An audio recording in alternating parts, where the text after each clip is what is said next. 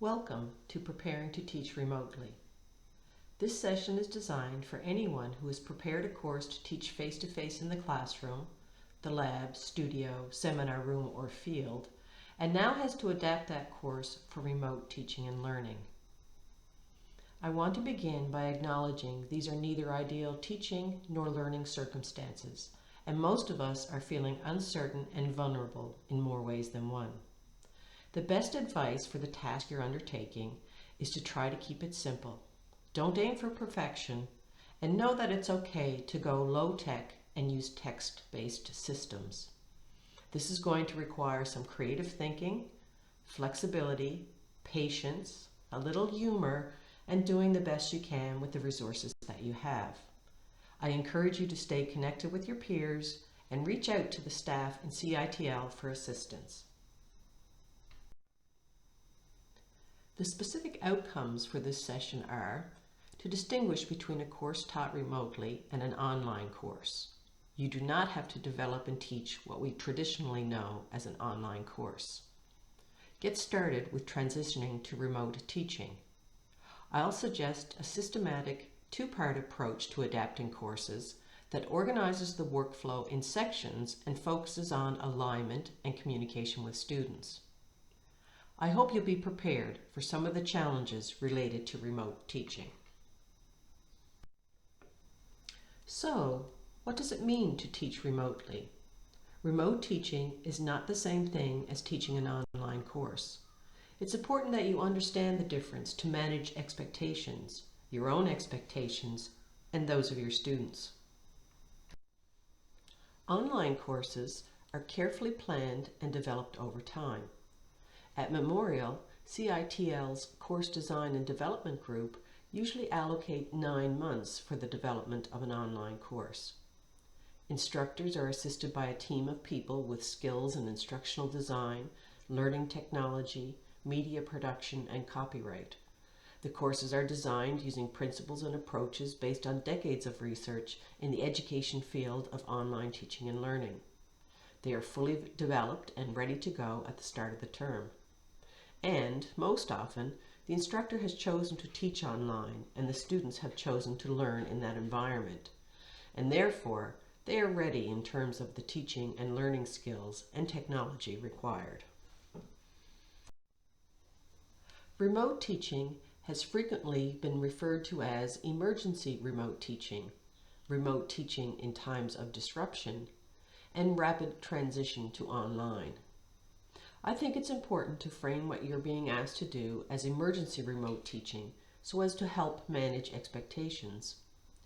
In an article printed in EDUCAUSE Review last month, the authors, a group of academics in the field of instructional design and technology from 4 American universities, define emergency remote teaching as a temporary shift of instructional delivery to an alternate delivery mode due to crisis circumstances.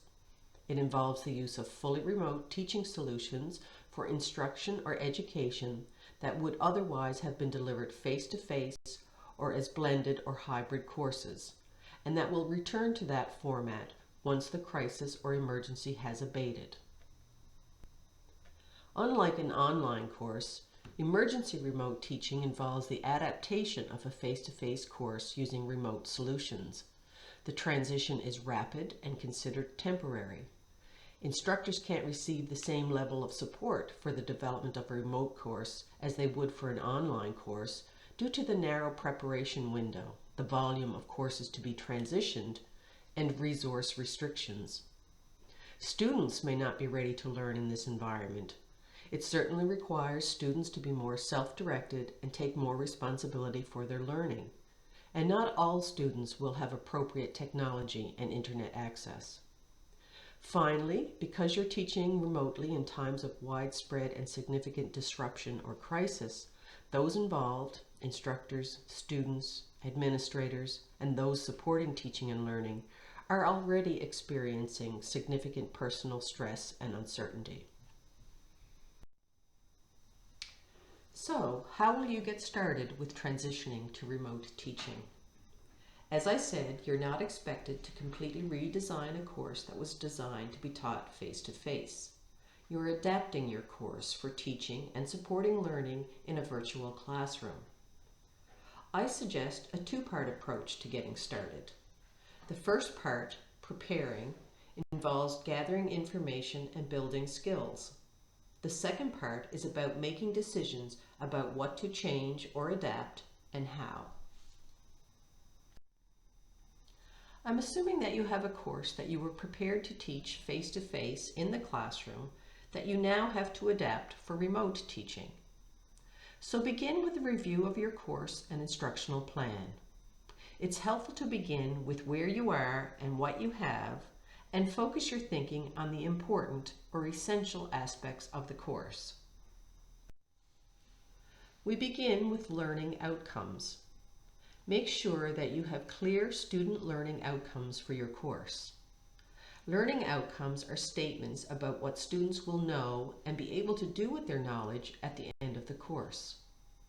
They will help you focus your revised instructional plan, and when communicated to students and when students are encouraged to use them, learning outcomes can help direct their efforts to learn.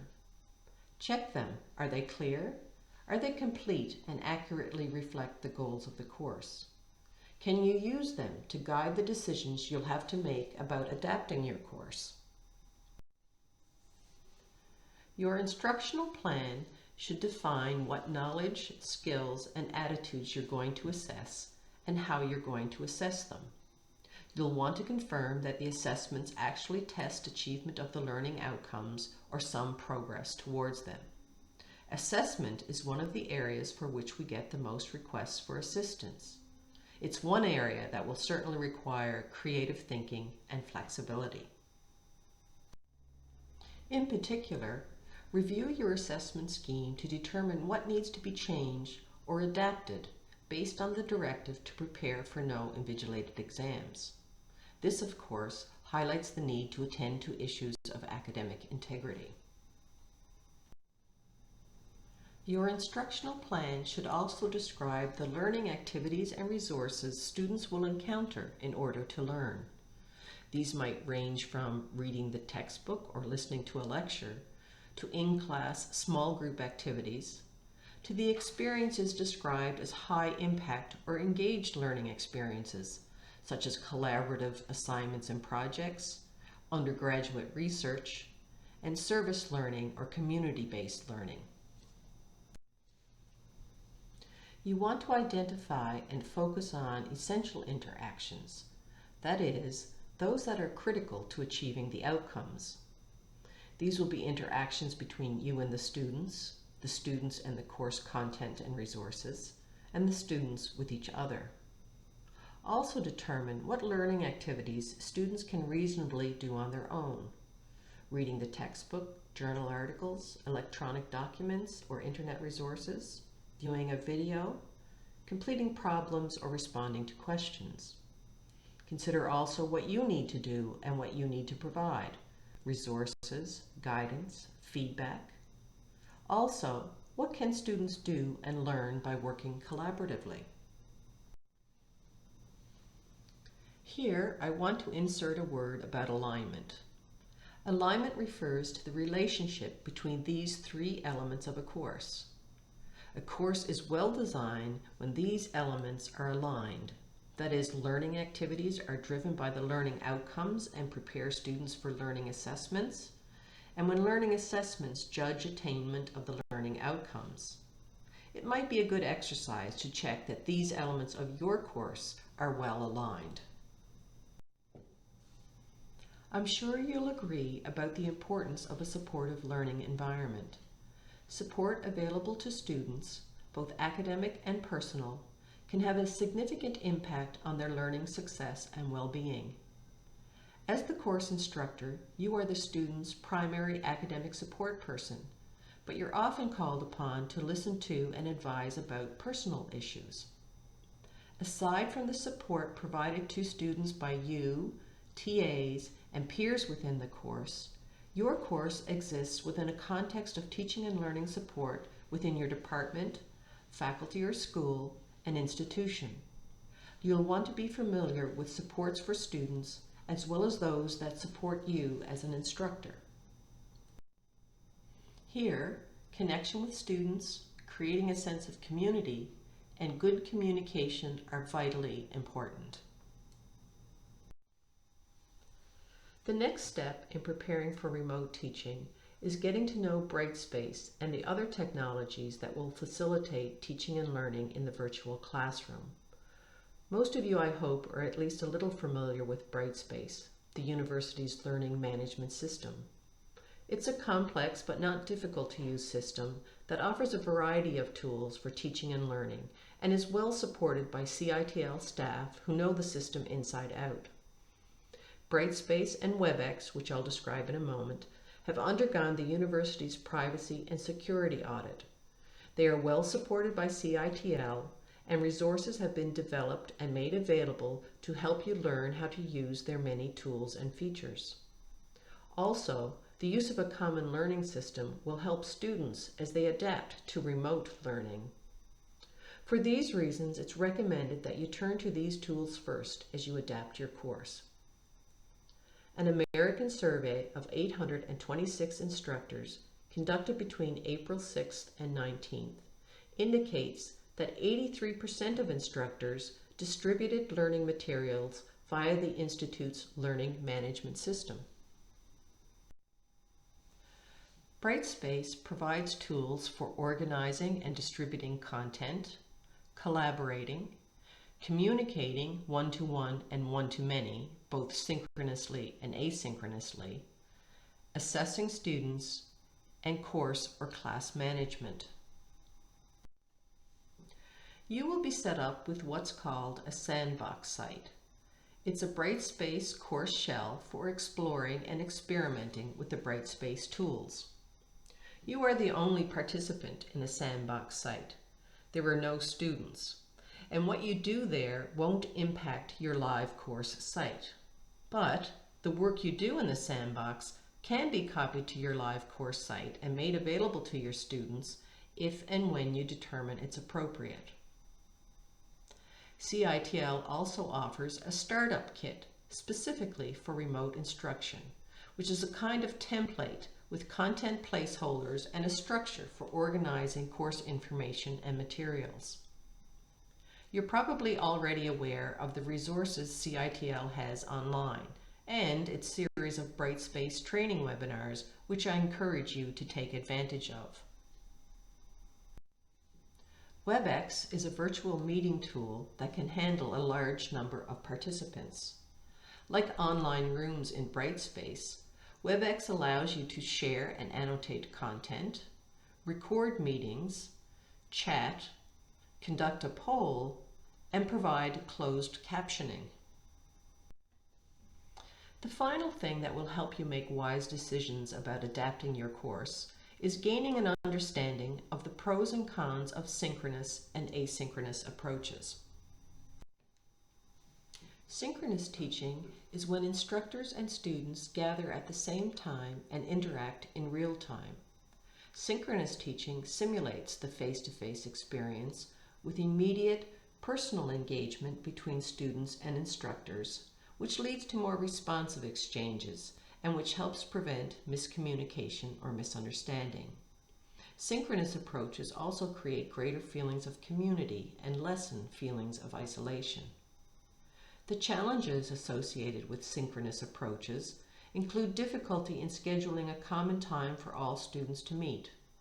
Remember, students may have family and work commitments, and in these times of a global pandemic, may be living in different time zones or trying to learn in a shared home environment.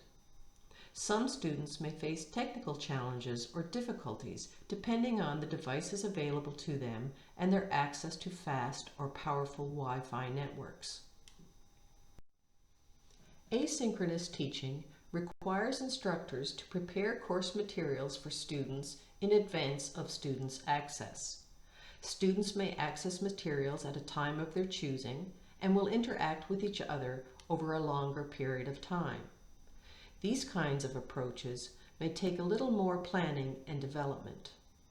The advantages associated with asynchronous approaches include higher levels of temporal flexibility, which may simultaneously make the learning experiences more accessible to different students. and increased cognitive engagement, since students will have more time to engage with and explore the course material at their own pace. The disadvantages are that students may feel less personally engaged and less satisfied without the social interaction between their peers and instructors. And course material may be misunderstood or have the potential to be misconstrued without the real-time interaction. So, to review, preparing to adapt your course should include a review of your course and instructional plan, paying particular attention to the learning outcomes, the essential interactions, and your assessments. Getting to know Brightspace, use your Sandbox site, check out the Startup Kit, and take advantage of the training, resources, and help available. And understanding the pros and cons of synchronous and asynchronous approaches. Now getting back to your course and adapting it for remote teaching and learning. You want to focus on the 3 key elements of your course and instructional plan, communicating that plan to students, and supporting them in their learning in the virtual classroom. First, divide the course into several sections according to some organizing scheme that makes sense for your course and instructional plan. Having a systematic approach to transitioning your course will help you with the task. A modular approach to the structure of the course will help students progress through the required materials and activities. Now, using the information and knowledge gained from the first part of this process, for each course section, work through the elements: learning outcomes, activities, assessments, and communication, and make decisions about the adaptations that need to be made and additional resources that need to be developed. I think you'll find that many of the interactions that happen in the face-to-face classroom can be accomplished in the virtual classroom. Let's look at learning activities and the options for lecturing. Video is a good option for lecturing and demonstrating a skill or practice. You can schedule a live video lecture with opportunities for students to ask questions, make comments, and work together in breakout rooms. Asynchronous methods include using pre-recorded video lectures or narrated slide presentations. In the survey of faculty members that I mentioned earlier, where 83% use the learning management system to distribute content, live video conference was used by 80% of respondents and pre-recorded lectures by 65%. As we coped with remote teaching at the end of the winter semester, live video conferencing was a quick and easy solution, but based on experience since then, especially regarding student access, more asynchronous methods are being encouraged. A few recommendations here. For pre-recorded lectures, chunk material into short 10-minute videos or micro-lectures. For narrated slide decks, focus content on visual representation with verbal cues rather than text-only slides. Options for learning resources include text-based resources, images, resources available on the internet to which you would provide a link, and library reserves.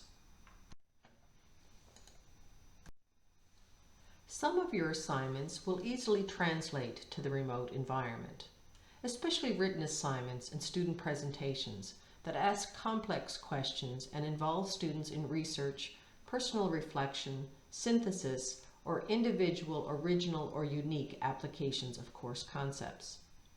Some of your options are papers, assignments, and projects, open book or take-home exams, reflection, online quizzes and exams, student presentations, and if class size permits, oral exams. However, tests or exams that use multiple choice and short answer questions will need to consider the potential for academic misconduct. Brightspace quiz tools allow you to create a test bank or import a test bank from a textbook publisher and randomize questions from several categories, randomize the order of questions, and of question responses. You have control over release time and duration for quizzes and other assignments. If using the quiz tool for formal final assignment, use throughout the course so that students can become familiar with the tool. One assessment strategy is to use multiple low-stakes assignments, or to reduce the potential for academic misconduct, progressive assignments that build upon each other to a capstone assignment is a recommended approach. When communicating with students and creating community, establish a regular communication pattern, one that's in sync with the rhythm of the course so as not to overwhelm students. Communication should address both course matters and well-being. Vital to your students' success is going to be early and frequent communication about course expectations, information that is well organized and easily accessible, and clearly written and detailed instructions about course activities, whether for the coming week's course activities or a specific small group activity. For students in the virtual environment, asking questions, seeking clarification, and getting feedback will take more time and effort than if in a face-to-face classroom. Providing a learning rationale for course activities will help motivate students and guide their participation. Check in about students' ability to access materials, participate in course activities, and their well-being. Provide a variety of communication options: email, announcements, discussions, @MUN email. Also important is instructor availability online, also known as instructor presence, which means not only being available, but also being approachable, welcoming, supportive, patient, etc. Let students know how you plan to communicate with them, how often to check their communication tools, how to communicate with you about the course and personal issues that affect their learning, and how quickly they can expect a response from you. You might anticipate student challenges and develop a course FAQ, provide a discussion forum for non-academic peer communication and support, and encourage students to share with each other how they are learning in the course.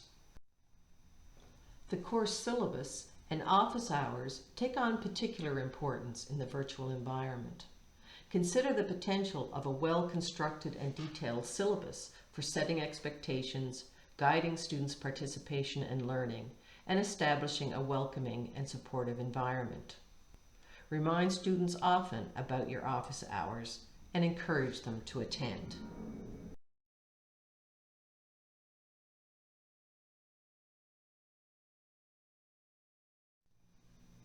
Finally, there are a few other items to which you need to attend when preparing your remote course. Accessibility. Is information and content presented in ways that all students can access? Privacy. What options are available to students who don't wish to appear or be heard in synchronous sessions that are being recorded? Academic integrity. What can you do to emphasize the importance of academic integrity and personal accountability? Intellectual property. How can you minimize the potential of your material being reproduced and placed in the public domain? For information and support on these topics, or with any questions you have about remote teaching, please contact CITL. Before I conclude this session, here is a look at a template for adapting face-to-face courses for remote teaching. Reproduce this template for each section of your course, and as you complete it, make decisions, identify resources, and record your notes and questions, providing as much detail as possible.